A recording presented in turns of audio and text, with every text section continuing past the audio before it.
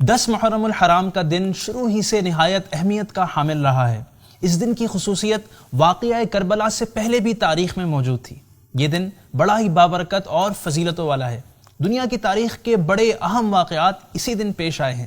مثلا حضرت آدم علیہ السلام کی توبہ اسی دن قبول ہوئی، فرعون اسی دن غرق ہوا، حضرت نوح علیہ السلام کی کشتی اسی دن جودی پہاڑ پر رکی، اور قیامت بھی 10 محرم الحرام ہی کو واقع ہوگی۔ آج کے ایپیسوڈ میں ہم آپ کو اس دن کرنے والے چند کام بتائیں گے جو آپ کے نیک اعمال میں اضافہ کریں گے۔ So let's watch how to spend the day of Ashura and what to do on this day۔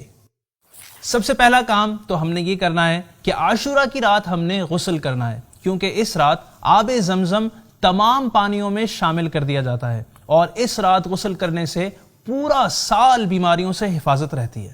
عاشورہ کا دن چونکہ بہت اہم ہے، لہٰذا ہمیں اس کی رات کو بھی ویسٹ نہیں کرنا، بلکہ ہو سکے تو عاشورہ کی پوری رات عبادت میں گزارنی ہے۔ اور اگر آپ چاہیں تو عاشورہ کی رات میں آپ 4 نفل اس طرح بھی ادا کر سکتے ہیں کہ ہر رکعت میں سورہ فاتحہ کے بعد آیت الکرسی 1 بار اور سورہ اخلاص یعنی قل هو اللہ احد 3 بار پڑھیے، پھر نماز سے فارغ ہو کر 100 مرتبہ سورہ اخلاص یعنی قل هو اللہ احد پڑھیے۔ انشاءاللہ جو یہ عمل کرے گا اس کی برکت سے گناہوں سے پاک ہوگا اور اسے جنت میں کاؤنٹلیس نعمتیں ملیں گی۔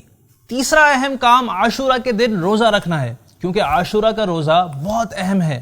نبی کریم صلی اللہ علیہ وآلہ وسلم نے رمضان المبارک کے بعد عاشورہ کے روزے کو سب سے افضل فرمایا ہے، اور یہ بھی فرمایا کہ عاشورہ کا روزہ 1 سال قبل کے گناہ مٹا دیتا ہے۔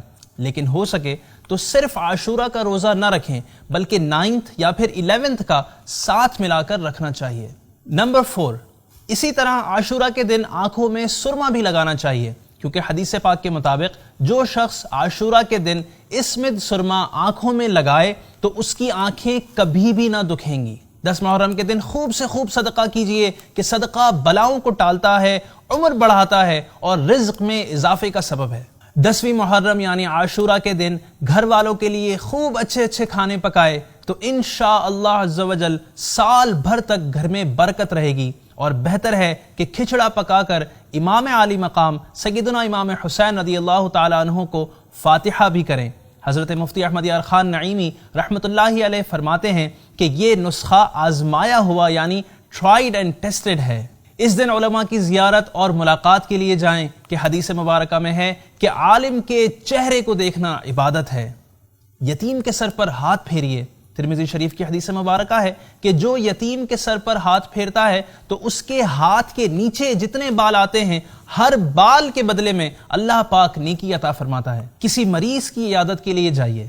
پیارے آقا صلی اللہ علیہ وآلہ وسلم نے فرمایا جو مسلمان کسی مسلمان کی صبح کے وقت عیادت کرتا ہے تو شام تک 70,000 فرشتے اس کے لیے دعائے خیر کرتے رہتے ہیں، اور اگر شام کے وقت عیادت کرتا ہے تو صبح تک 70,000 فرشتے اس کے لیے دعائے خیر کرتے رہتے ہیں، اور اس کو جنت کا ایک باغ بھی عطا کیا جاتا ہے۔ اور آج کے ایپیسوڈ کی آخری بات یہ کہ عاشورہ کے دن مدنی پنسورہ سے دعائے عاشورہ بھی ضرور پڑھ لیجئے۔ اللہ پاک سے دعا ہے کہ وہ ہمیں عاشورہ کے دن کی خوب برکتیں عطا فرمائیں۔ آمین بجاہ خاتم النبیین صلی اللہ علیہ وآلہ وسلم۔